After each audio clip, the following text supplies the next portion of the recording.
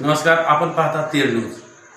12 तारखेला सकाळी 10 वाजता सतीश विठ्ठल दन्नाईक हे गृहस्थ फळसप मार्गे तेर मार्गे कोल्हेगावकडे जात असताना तेरणा डॅमजवळ सकाळी 10 वाजता अज्ञात 2 व्यक्ती आले 2 मोटरसायकलवरती आणि त्यांचं हातातील अंगठ्या पळून नेल्या। काय नेमका प्रकार घडला आपल्यासोबत सतीश दंडनाईक आहेत, आपण त्यांना सतीश विठ्ठलराव दंडनाईक, राहणार पळसप, तालुका जिल्हा धाराशिव। व्यवसाय काय करताय? व्यवसाय याज्ञिकी ब्राह्मण आहे। ब्राह्मण। वाजता तुम्ही ढोकीकडे जात असताना काय घटना घडली तुमच्यासोबत? मी ओरड्याचा कार्यक्रम घेतलेला होता आणि ओरड्याचा कार्यक्रम आटपून मी कोल्हेगावच्या कार्यक्रमाला श्राद्धासाठी जात असताना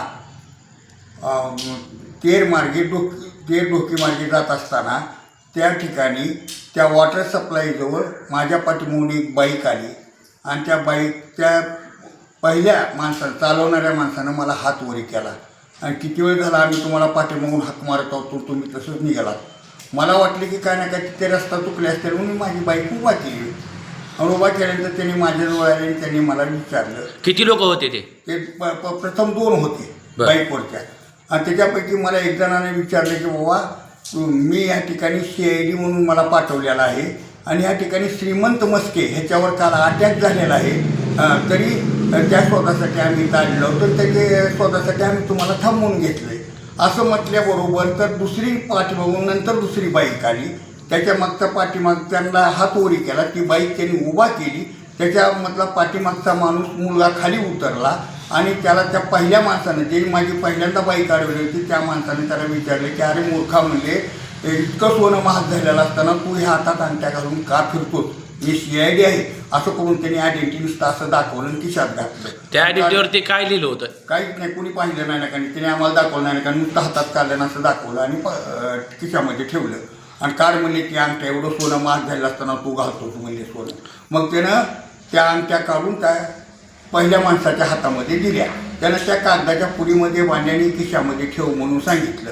तोपर्यंत हा मुलगा दुसरी बाईक ढोकीकडे जात असताना त्या चालवणाऱ्यानं ही बाईक पुन्हा तेरकडे पाठीमागं वळवली आणि पुन्हा मग मला म्हणले तुमच्या हातातल्या अंगठ्या काढून द्या। मी देत नाही अंगठ्या। तुमच्या आजूबाजूला कोण लोक नव्हते का त्या टाइमला? तिथं कुणीच नव्हते।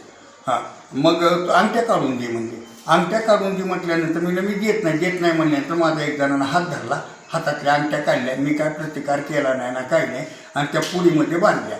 परंतु त्याच्या अगोदर ती मुलगा मला म्हणायला लागला दुसरा, मी दिल्या नाहीत का म्हणला अंगठ्या, मग जशा माझ्या पुरीमध्ये बांधून दिल्या तसेच साहेबाई तुमच्या पुरीमध्ये बांधून देतात, हे साहेब आहेत म्हणला, पण मी देत नाही म्हणजे। ज्यांनी अंगठ्या दिल्या त्या व्यक्तीला तुम्ही ओळखता का? ओळखतो। कोणत्या?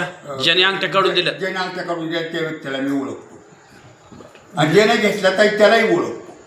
मग त्यांच्या नावावर गुन्हा दाखल केला का तुम्ही? अज्ञात म्हणून गुन्हा दाखल केलेला आहे ना, 13 तारखेला गुन्हा दाखल केला, FIR फाडला नाही ढोकी पोलीस स्टेशनला।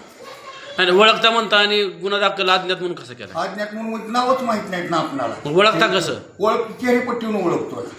हां, याच्या आधी कधी त्यांना पाहिलं का पूर्वी कधी? कधीच नाही पाहिलं। हां, ती व्यक्ती जर माझ्या समोर आली तर मी त्यांची चेहरापट्टी ओळखू शकतो। पोलीस स्टेशनला तक्रार केल्यानंतर पोलिसाचं काय म्हणणं आलं? काय म्हणलं? काय नाही, त्यांनी मला फोटो दाखवले, त्याच्यापैकी मी एका व्यक्तीला ओळखलं। त्यांच्याजवळ त्यांना अंगठ्या काढून दिलेल्या आहेत का त्या व्यक्तीला मी ओळखलं। पोलिसाजवळ फोटो होता त्याचा? होते, त्यांनी मला फोटो दाखवले। घटना साधारणतः किती टाइम काय होता घटना घडायला? 10:35 ते 10:40च्या दरम्यान घटना घडली। तुम्ही गाडीवरती किती जण होता? सकाळी मी एकटाच होतो। तुमची आता मागणी काय? माझी एवढीच मागणी आहे की या संदर्भात आम्ही पोलीस स्टेशनला गुन्हा दाखल केलेला आहे, तर त्याची लवकरात लवकर चौकशी होऊन मला गरिबाला न्याय मिळवून द्यावा।